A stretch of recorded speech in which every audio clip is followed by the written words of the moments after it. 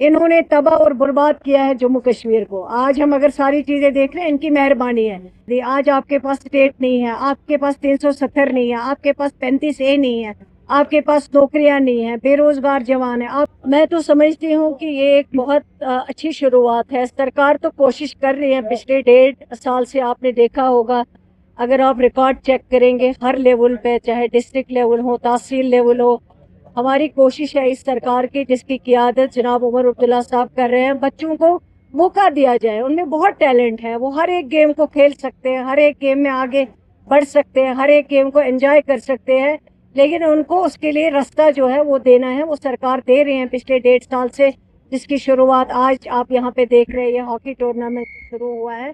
तो इसी तरह आगे भी सरकार कोशिश करती रहेगी ताकि बच्चों को मौका मिले आगे बढ़ने का।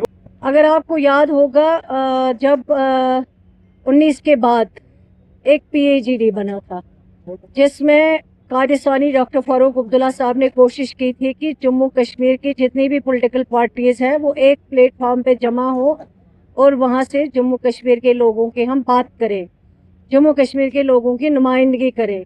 उससे पहले भी आपको याद होगा, जब ये मैडम इक़्तिदार में थी, जब बीजेपी के साथ सरकार में थी, जब बीजेपी ने इनको हटा दिया सरकार से, तो उस वक्त भी उमर अब्दुल्ला साहब ने इनको ऑफर किया था, आप बीजेपी के साथ सरकार मत बनाओ, हम आपको एतमाद देंगे, अनकंडीशनल सपोर्ट। हमें कोई मिनिस्ट्री की ज़रूरत नहीं है, किसी ओहदे की ज़रूरत नहीं है, लेकिन हम आपको अनकंडीशनल सपोर्ट देंगे। बीजेपी को आप दूर रखिए, जम्मू कश्मीर में मत लाइए।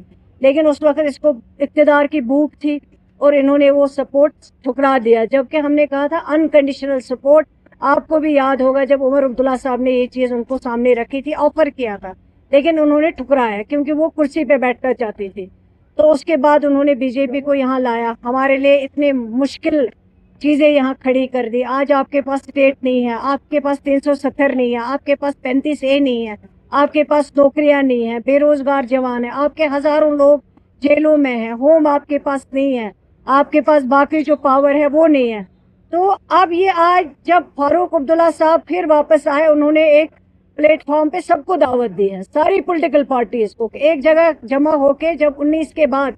लेकिन यही मोहतरमा, इन्होंने इतनी तबाही की थी, बर्बादी की थी जम्मू कश्मीर की, फिर भी फारूक अब्दुल्ला साहब ने सबको अलग करके, सब चीज़ों को अलग रख के इनको दावत दी कि हम एक प्लेटफॉर्म पे जमा होंगे। फिर जब PAGD बनी तो क्या किया उन्होंने, उसके साथ क्या किया उन्होंने? आज इसका सिर्फ गरज है कि इक़्तिदार किस तरीके से ये इक़्तिदार हासिल करें, उसके लिए कोशिश कर रही है। बाकी लोगों के लिए इसकी कोई सिंसियरिटी नहीं है, कोई वफादारी नहीं है। इन्होंने तबाह और बर्बाद किया है जम्मू कश्मीर को। आज हम अगर सारी चीज़ें देख रहे हैं, इनकी मेहरबानी है।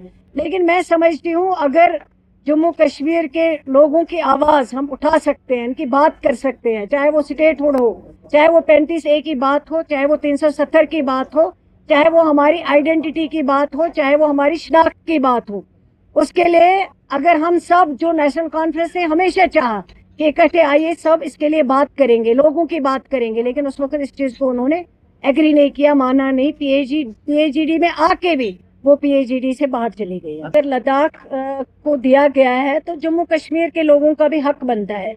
स्टेटहुड कोई भीख नहीं मांग रहे जम्मू कश्मीर के लोग, बल्कि उनका हक बनता है जो स्टेटहुड उनके पास पिछले 50 साल से थी। और जम्मू कश्मीर इतनी पुरानी रियासत थी, ये तो देखा है कई बार आपने यूटीज़ को स्टेट दी गई, लेकिन ये पहली बार देखा गया है कि जम्मू कश्मीर इतनी बड़ी स्टेट थी, जो हिंदुस्तान का ताज माना जाता था, उसको तोड़ फोड़ कर दिया। लेकिन अगर उन्हें लद्दाख को दे दिया तो ठीक है, उसमें अच्छी बात है, लेकिन मुझे लगता है जम्मू कश्मीर के लोगों को भी उनका अपना हक जो है वो वापस करना चाहिए। ये तो गलत बात है, आप गरीब लोगों के घर उड़ा रहे हो, आप गरीब लोगों के आशियाने उड़ा रहे हो, और वो भी उस तबके के जिनका कोई बेचारों का कहीं ठिकाना नहीं होता। आज यहाँ से गुजर गए वहीं बैठ गए, आज वहाँ से गुजर गए वहीं बैठ गए। मुझे बताओ, आपके कितने लोग हैं जिन्होंने वहाँ जमीन पे कब्जा किया? बीजेपी के कितने MLA हैं जिन्होंने जमीनों पे कब्जा किया? उनके ऊपर क्यों नहीं कार्रवाई होती? आप गरीब को हमेशा क्यों निशाना बनाते हैं? उससे क्या मिलेगा आपको? वो लोग जिन्होंने हजारों कनाल पे कब्जा किया है, उनके ऊपर डिमोलिशन क्यों नहीं करते हो? जब आपको टारगेट बनाना होता, अक्सर आप गरीब को टारगेट बनाते हो, उससे कोई चीज मिलती नहीं है। ये सबसे दुख की बात है अगर ये हो रहा है।